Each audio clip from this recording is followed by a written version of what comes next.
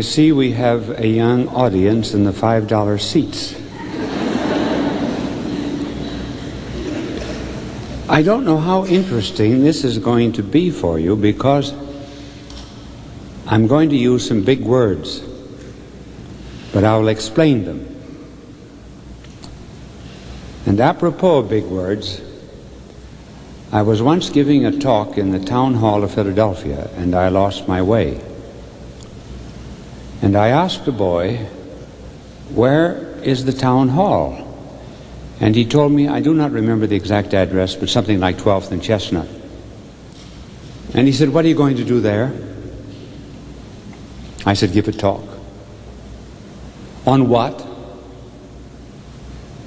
Well, I didn't want to tell him that I was talking on my usual subject, which will be my subject this afternoon, the accipito frontalis of the convolutic convolutions of the metaphorical obliquarum pelviarum. So I simplified it, and I said, "Well, boys, I'm going to talk on heaven and how to get there. Would you like to come and find out?" They said, "You don't even know the way to the town hall."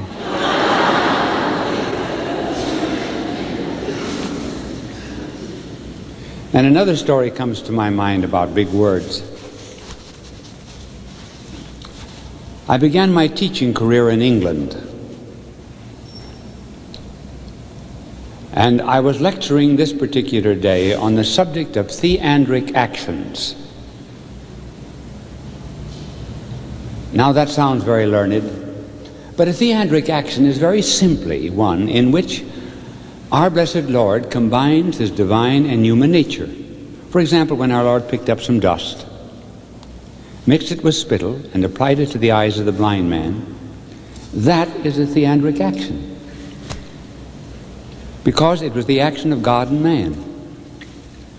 But when you explain it to a class, you never make it that simple, otherwise you'd never be a teacher. It's always the business of a teacher to complicate the ordinary simple things of life.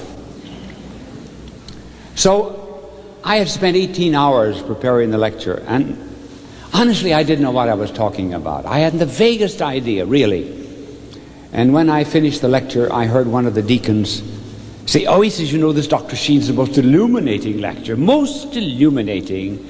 And I said, "Well, what did I say?" He said, "Well, I don't quite know."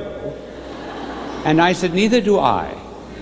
So that day, I became conscious of the fact that sometimes you get a credit for being learned when you're only confusing. Now, I'm going to tell you about our Lord. I'm just addressing myself apparently to these people. Are you there? Yes. But it's always a challenge. I'm going to tell you about our Lord. And let me read a passage from St. Paul which you may not understand. And you like to carry away big words too, don't you? So I tell you what you do. There are a number of boys and girls that didn't come to this lecture. You can be much smarter than they are, because I'm going to give you a word. And I will tell you what it means. And you ask them what it means. They're ignorant children. They don't know things. The word is Kenosis. Kenosis. Kenosis. Now I will explain it. Let me read this passage to you from St. Paul's letter to the Philippians. Incidentally, this passage that I am reading to you was once a hymn in the early church. Greek scholars have found the meter of this particular verse. And just think, Paul wrote his epistles before the Gospels were written. So this was the creed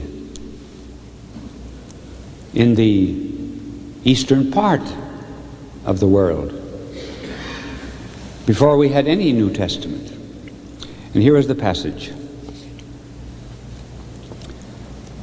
Let your bearing toward one another arise out of the life of Christ. For the divine nature was his from the first. By this is meant our Lord was always God. The divine nature was his from the first. Yet he did not think to snatch at equality with God. He didn't try to be like God because he was God.